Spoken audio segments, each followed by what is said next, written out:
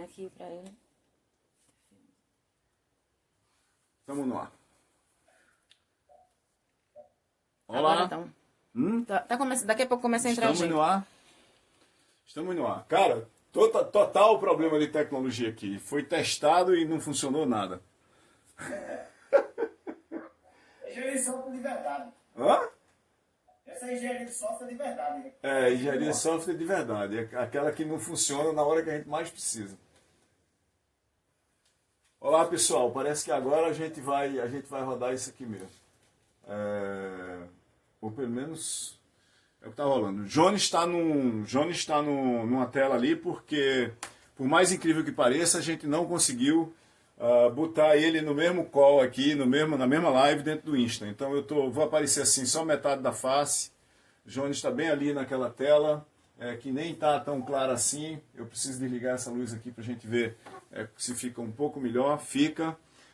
Puxa o cabo desse monitor aqui, Cícero. Esse cabo branco aqui. Puxa o cabo do monitor, aí o Jones vai ficar bem bonito ali. Pronto, ok.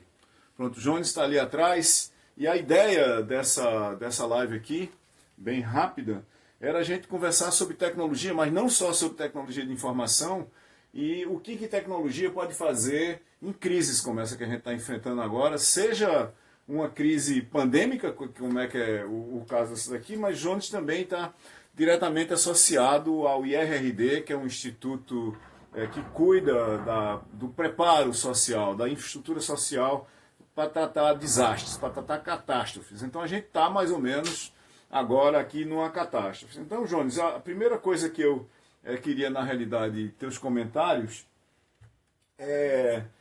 qual se a gente pudesse pensar assim e abrir um pouco mais a discussão, né? Qual é o papel de ciência e tecnologia numa catástrofe como essa que a gente está metido nela agora, que o planeta está todo metido nela agora, né? Olhando de forma mais ampla. A gente está num cenário onde alguns líderes mundiais de muitos países, não é de um nem de outro só, passaram os últimos 1, 2, 3 anos criticando profundamente o papel da ciência, ao mesmo tempo em que agora está todo mundo desesperado para que a ciência, e só a ciência pode fazer isso, ache uma vacina para o coronavírus.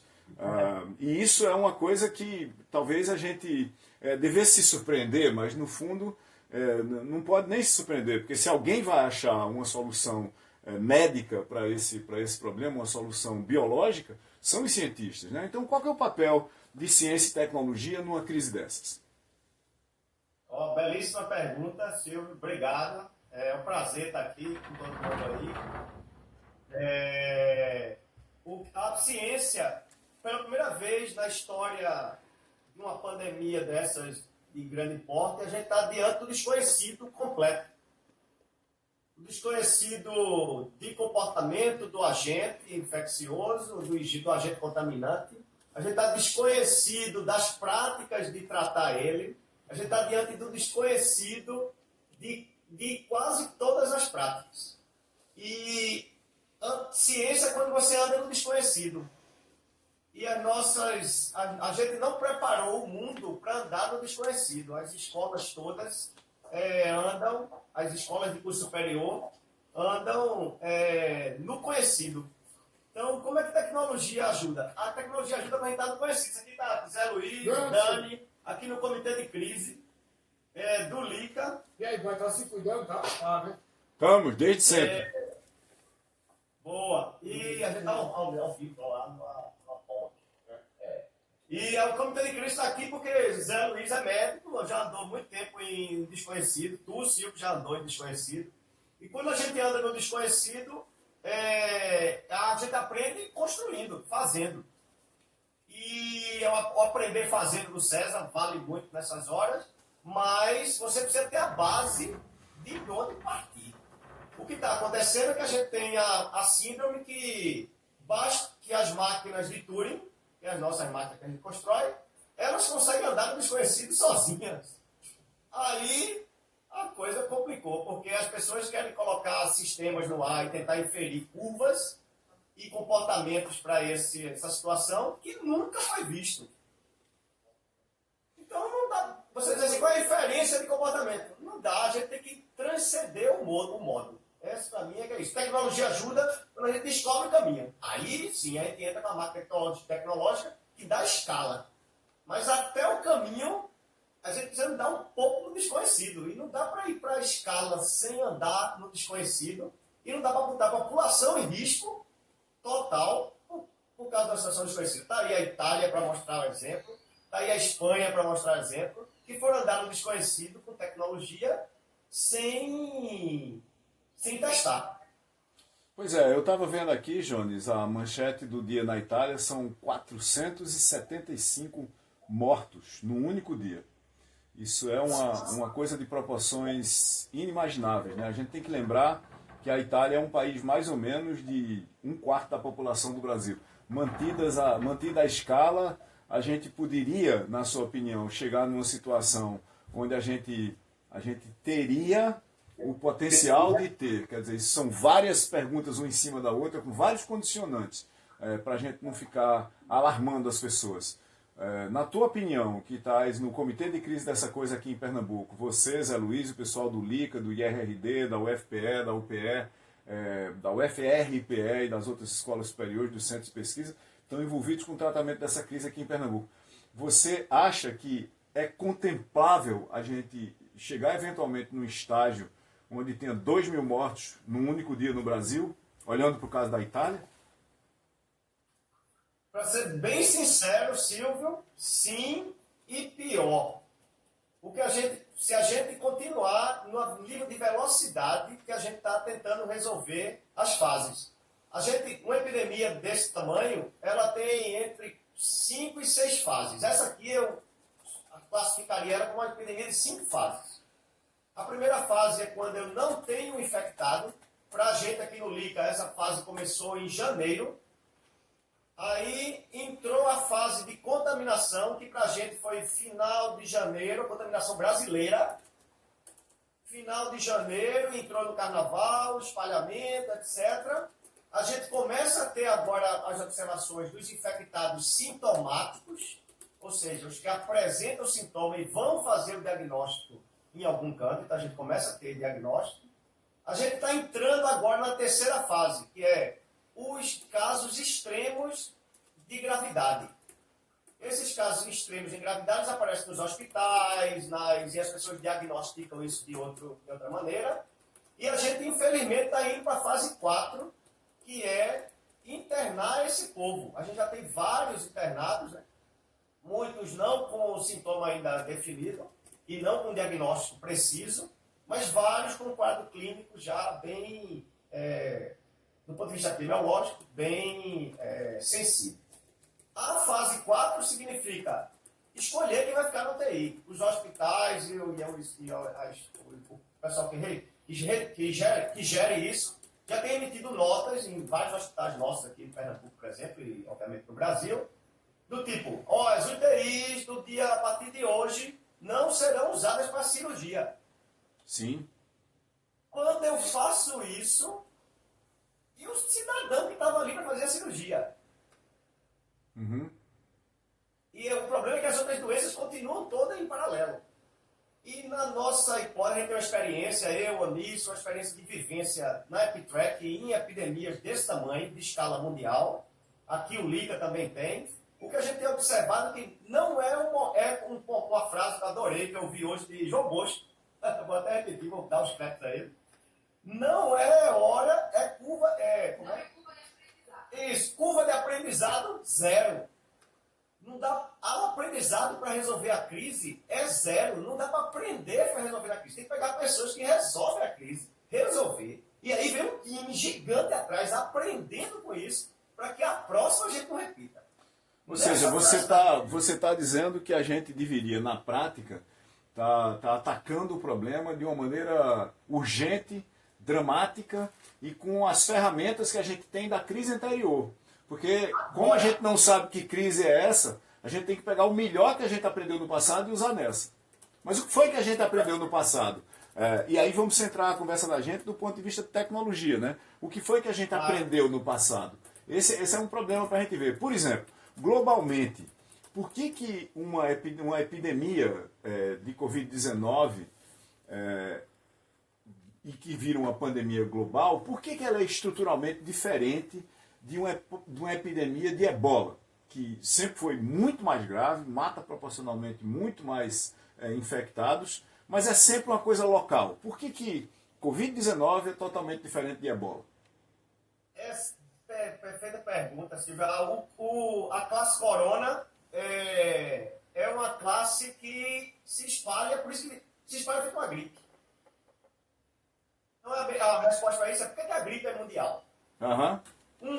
Conectividade. Hoje a gente está no grau de conectividade que o MIT, você viu hoje, o MIT tem uma matéria que saiu hoje. O MIT lança um app de proximidade de pessoas para infectados, etc.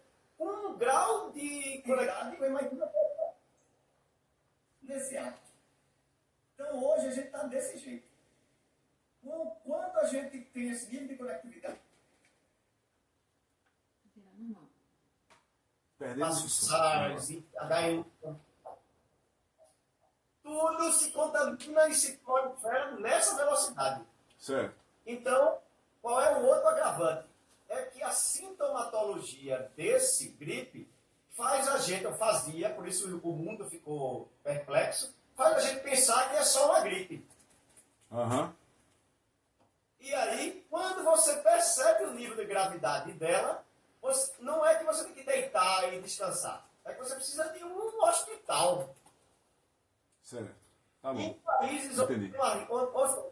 não tem, quase um binário. Ou você está assintomático, ou você está sintomático e vai precisar do hospital. É quase isso. Obviamente que a necessidade do hospital é o que a gente observou até agora. Certo. Mas uma porcentagem altíssima dos infectados são assintomáticos e não precisam fazer absolutamente nada. Nada. A gente, por exemplo, eu, você, Dan, que está aqui, todos nós provavelmente já estamos contaminados.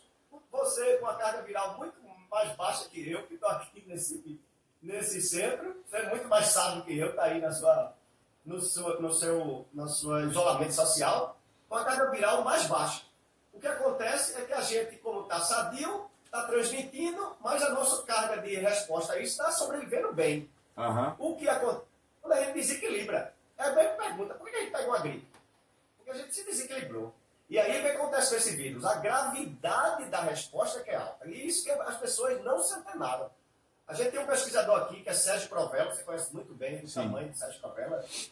Sérgio está 48 horas sem dormir na Itália fazendo teste genético na população em massa. Quando eu olho o Sérgio fazendo isso, é a mesma coisa que eu ver o Silvio lá desenvolvendo o CRUD da Unesco, porque não tem mais ninguém para fazer.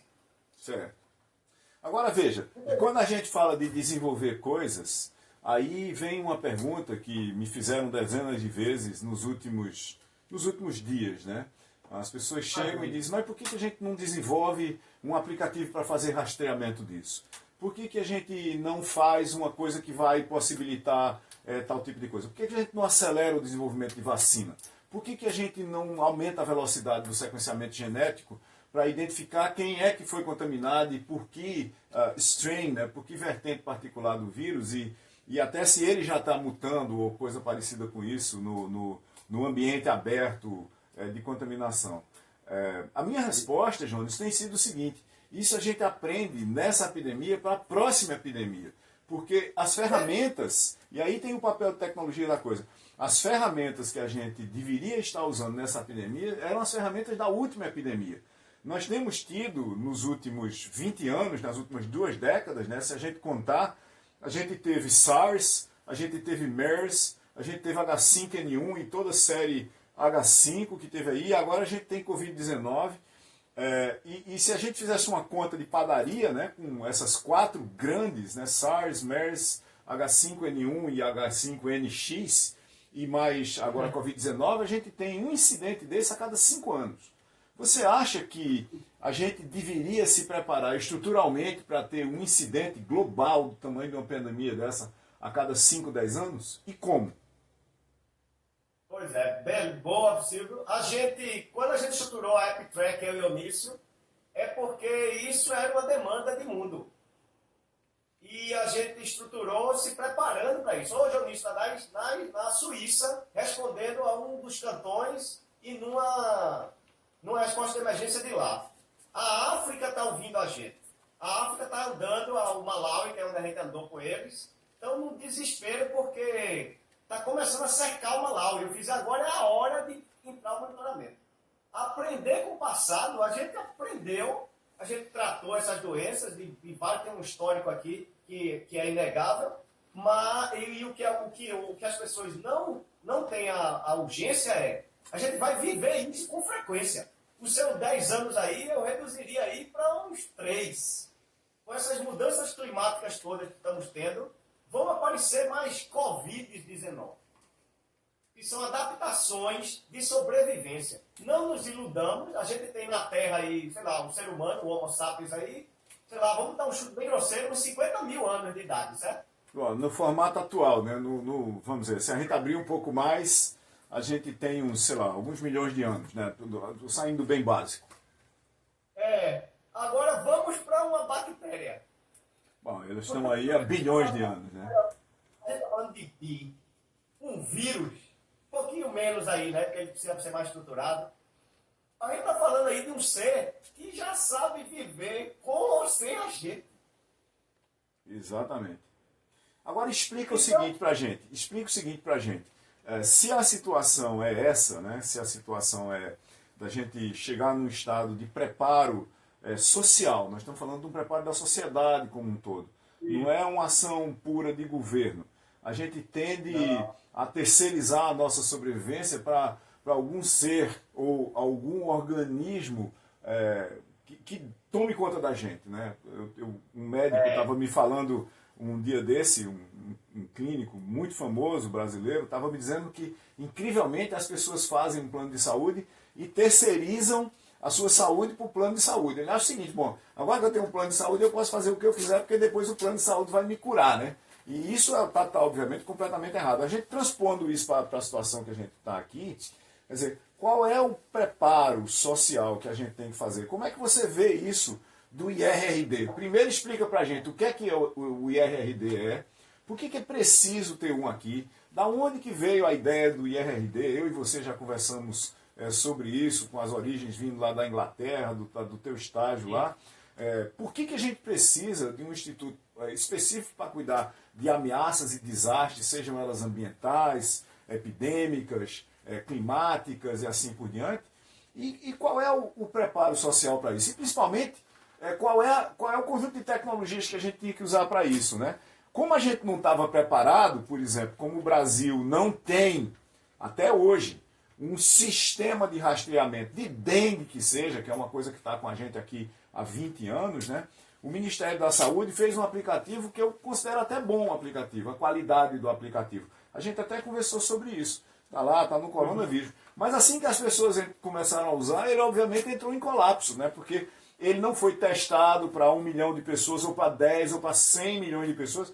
Se você quer tratar uma epidemia do porte de Covid-19 no Brasil, você tem que botar no ar um aplicativo que aguenta, por exemplo, a carga que o Instagram aceita, ou a carga que o WhatsApp aceita. Porque você vai querer, por exemplo, que todos os brasileiros, 3 vezes por dia, entrem no aplicativo e digam, eu estou bem, ou então eu tenho algum sintoma. E depois de dizer qual é o sintoma que eu tenho, eu fazer uma anamnese ali naquele aplicativo, uma mini anamnese, fazer, você teve com alguma pessoa que estava tossindo hoje, você estava não sei aonde, você levou alguém no hospital, parará. Uma conversa mínima, né? A anamnese, eu acho que todo mundo mais ou menos sabe que é aquela conversa que o médico tem com a gente, ou o agente de saúde tem com a gente, para tentar identificar se a gente tem alguma coisa, algum problema de saúde agora. Quer dizer, do ponto de vista do preparo social, qual é o papel de tecnologias sociais, como o IRRD, porque tecnologia não é só um aplicativo, um sistema, um veículo, um foguete, e da tecnologia em si? Será que a gente deveria, daqui para frente, trocar o nome do aplicativo Coronavírus, do Ministério da Saúde, por um aplicativo Epidemias, e passar a ter um rastreamento contínuo, diário, treinar a população brasileira, para que a gente rastreasse as epidemias que estão acontecendo no Brasil em tempo quase real, para facilitar ou até para habilitar uma resposta, aí sim, do sistema de saúde combinado com a sociedade para esse tipo de coisa, começa pelo IRRD. Perfeito, Silvio. O IRD, quando a gente construiu ele, é exatamente por isso. Os órgãos que apagam esse incêndio, eles não têm fôlego para estudar sobre o incêndio. Uhum. O fôlego é apagado. Você pega a Cruz Vermelha, você sabe, eu estive na África em missão de humanitária, de emergência. Você chega lá, o pessoal da Cruz Vermelha está apagando fogo. O pessoal do Médicos Sem Fronteira está apagando fogo, ele está salvando a vida. Ele não tem tempo para estudar sobre o como foi feito, o que foi feito e por que foi feito.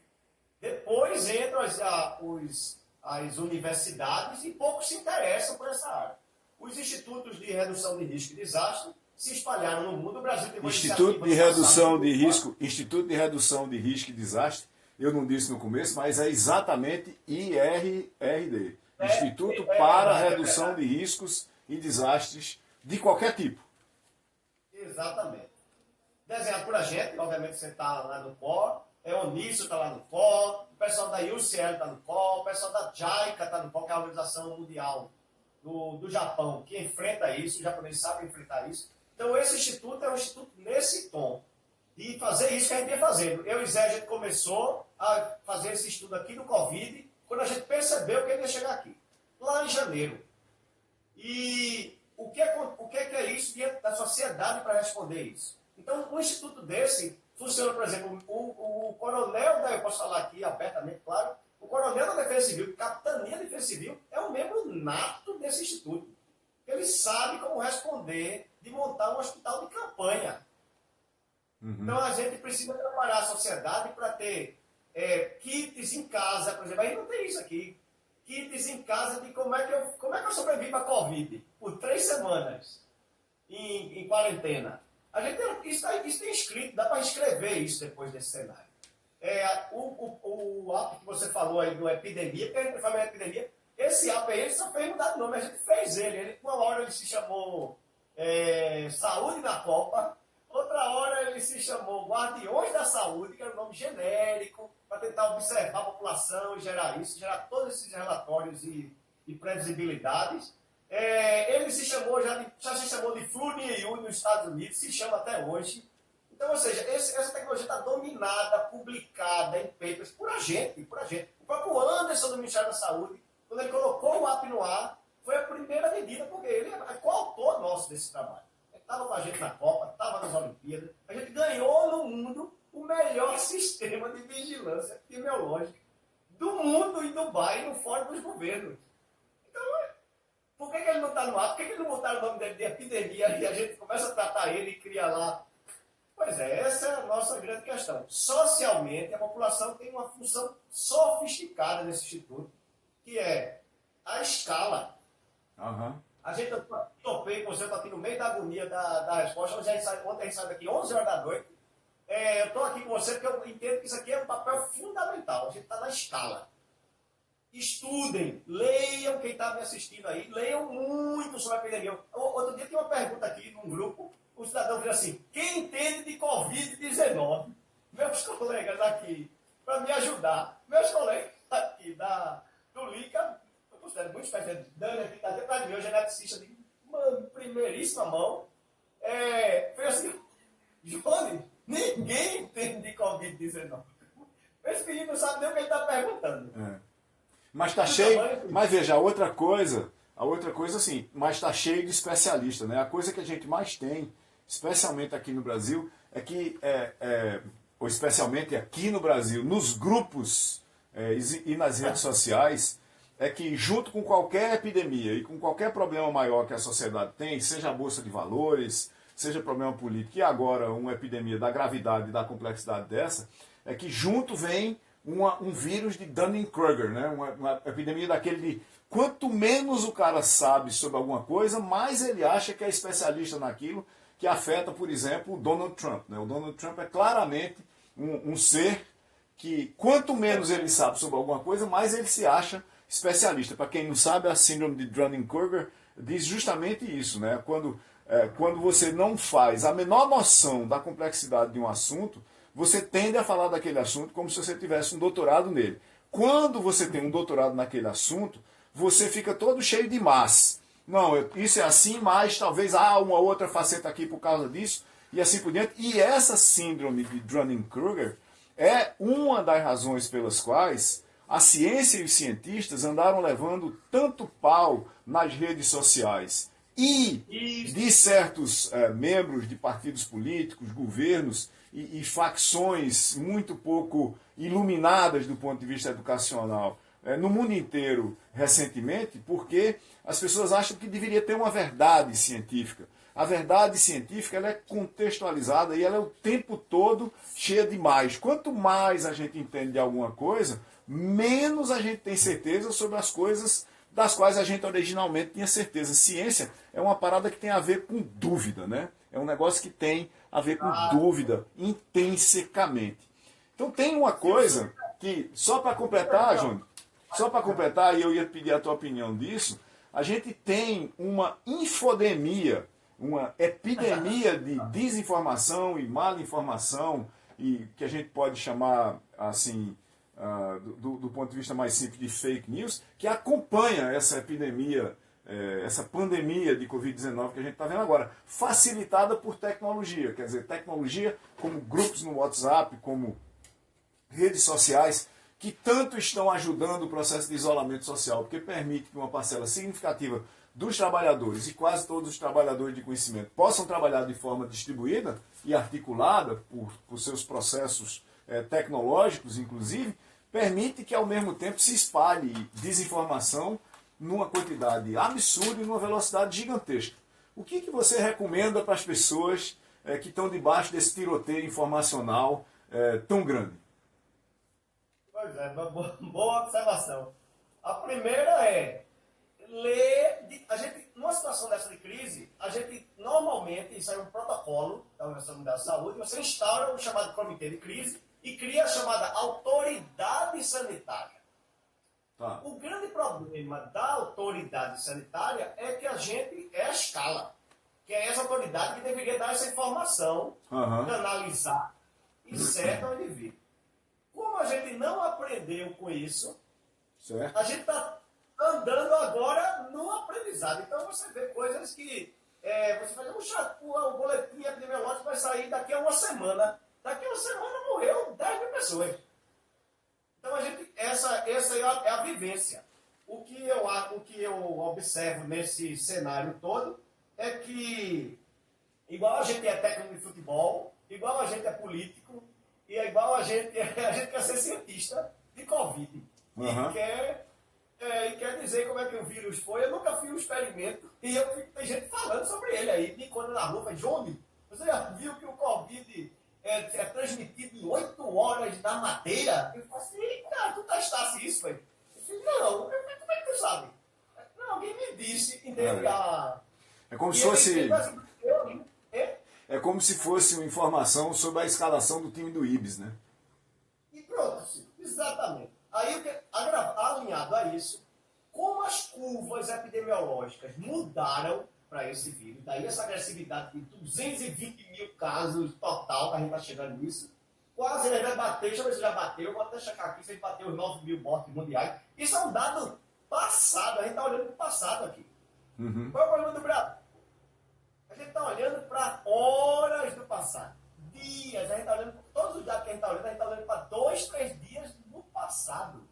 Só para explicar de novo, para quem talvez não esteja percebendo o que João está dizendo, quando você tem alguém que chega na UTI, no caso de uma epidemia como essa, a causa que levou essa pessoa para a UTI hoje, ela aconteceu dias atrás, às vezes uma semana atrás. Então, quando você pega o dado disso, detectamos um caso, esse caso corresponde a uma coisa que aconteceu há 5 dias, há 4 dias, há 8 dias, há 7 dias, dependendo da situação. Então, por isso que a gente está olhando para uma coisa que, quando o Jones diz, 220 mil infectados globalmente.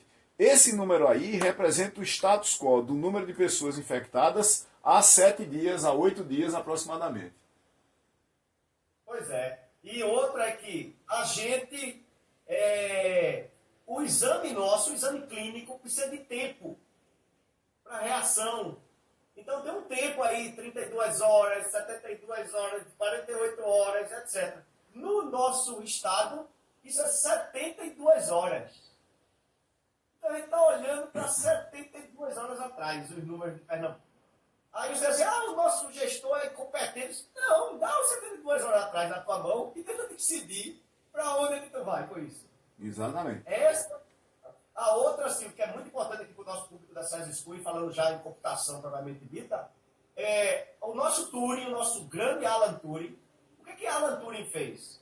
Alan Turing pegou uma máquina que computava, generalizou ela para computar qualquer coisa, estou falando aqui no linguajar Computacional. geral, só que ele computou isso numa física de Newton. É tanto que a máquina de Turing, se você for a abstração dela, ela é uma engenhoca que anda numa fita. Aham. E os números que eu posso calcular na máquina de Turing são chamados números naturais. O que Turing fez? Um esquema para a gente começar a tentar brincar com os números, que eles chamam de computable numbers, mas os números computáveis dele são todos nas classes dos naturais. O que isso induziu para a gente? Depois veio Gödel, veio um monte de gente. Isso induziu para a gente é o seguinte, a classe dos problemas que a gente resolve com o computador, ela é restrita a uma classe de funções. Aham. Aí por isso que a gente pode usar IA com essa classe de funções, a gente aprende muito bem com IA, a gente sistematiza muito bem com IA, é uma palavra que eu aprendi com você, a gente informatiza, vamos chamar de computação, a gente informatiza muito bem com Turing. Quando o fenômeno não tem uma função, você vai informatizar o quê? Então você tem que tentar informatizar o acessório a isso. Então se informatiza igual o MIT, botou um mapa brilhante, se informatiza a proximidade dos indivíduos, se informatiza se eu estou ou não em casa, se eu estou ou não com sintoma, que é isso que a gente faz com sensoriamento na comunidade. Ou seja, o indivíduo preenche. Estou bem, pessoal. Estou bem aqui, ó. Hoje, mas se tossindo. Quando ele fala isso, eu estou horas antes dele fazer, horas, eu vou dizer dias, antes dele ir fazer o exame e dizer que está com corona. Quando ele anuncia que está tossindo ou está com a gripe, a gente pode fazer isso com a chamada nuvem de clonalização. Isso, o Onísio é um craque de fazer isso. Descartar os casos falsos e agir com diagnóstico molecular para comprovar. Por isso que João Bosco é parceiro aqui do Lica sempre. Por isso que aqui nessa sala tem desde um Provera que está lá na Itália, como a Dani, que faz análise molecular. E quando você junta isso, é que você consegue antever um fenômeno desconhecido. O João Bosco, no caso, é João Bosco de Oliveira Filho, da Genômica Einstein, que vai estar aqui nesse live, bem mais organizado do que hoje, porque hoje a gente teve problemas de conexão e estamos com o Jones remoto no Meet aqui. Na segunda-feira, às 6 horas. Segunda-feira a gente vai ter um dos maiores geneticistas e imunologistas do Brasil conversando aqui com a gente sobre esse mesmo conjunto de temas, obviamente olhando do ponto de vista de genética, imunologia e medicina e saúde pública. Exatamente. Aí quando essas tecnologias se juntam, aí eu consigo ter previsibilidade. O que está acontecendo agora? Por que as funções de Turing não funcionam? A gente está dentro de um sistema de comportamento, um comportamento tão esquisito do ponto de vista de função comportamental, que nem os agentes de saúde pública, quando eu mostro as funções que dão fit nos cases, você entendeu, eu mostrei para você, você entendeu muito bem. Quando eu mostro para um povo que não é disso, que função é essa? Ele não entende. Não entende um arctangente, não entende que é pior que uma exponencial, não entende que uma função fractal é pior demais. Agora veja, vamos botar uma coisa aqui para a gente chegar a um entendimento. A gente prometeu uma meia hora de live aqui, estamos quase chegando no fim disso. Não quero usar muito seu tempo, porque você tá, eu estou vendo que você está em plena começo da manhã ainda aí no Lica, né? Então, para a gente finalizar aqui, vou chutar uma tese, e aí você me confirma se você acha que ela é razoável ou não, para a partir daí a gente pensar em como se preparar para a próxima epidemia. Porque se tem uma coisa que a gente pode concluir dessa epidemia, é o seguinte: se a gente escapar dessa, o que é muito provável, haverá uma próxima, tá certo? seja, muito provavelmente o planeta e a humanidade não vão se acabar nessa epidemia, por pior que seja as possibilidades atuais, e elas não são nem tão absurdas assim. Vai haver uma próxima epidemia. Isso é, vamos dizer, o nosso primeiro axioma. O segundo axioma é o seguinte: se a gente tivesse lançado o aplicativo Coronavírus quando apareceram os primeiros sinais da epidemia na China, o Brasil teria reagido de uma forma muito mais rápida e, consequentemente, muito mais eficaz, com uma demanda muito menor sobre o sistema de saúde como um todo, público e privado. Concorda também? Muito bem. Então, dado que o primeiro ponto é verdade, ou pelo menos aparentemente é verdade, quer dizer, a gente, só para lembrar, a gente vai escapar dessa epidemia, mas vai haver uma próxima. E dado que se a gente ficasse vigilante, fazendo vigilância sanitária digital, se todo brasileiro que tem um smartphone tivesse um aplicativo que podia ser Guardião da Saúde, Epidemias no Brasil, ou o nome que fosse, Saúde Pública ou coisa como essa, que na hora que um começo de uma epidemia dessa tocasse em algum lugar e a gente soubesse minimamente os sintomas, aparecesse um lembrete no celular de cada um dizendo: olha, a partir de hoje, 2 vezes por dia, você tem que clicar aqui para dizer para a gente como é que você está. E isso é obrigatório. Você tem que fazer isso. Isso é parte da sua carteira de identidade digital. É como se de repente a gente tivesse uma carteira de identidade digital que a gente tem que se relacionar com ela a bem da saúde de cada um e da saúde do todo. Você recomendaria isso nacionalmente hoje? Defenderia isso? Claro, veementemente. As provas que a gente fez durante essa estrada toda, desde 2012, quando a gente começou a trabalhar no sistema de vigilância daqui do estado, com o Onísio sendo estagiário lá. Desde sempre isso funciona.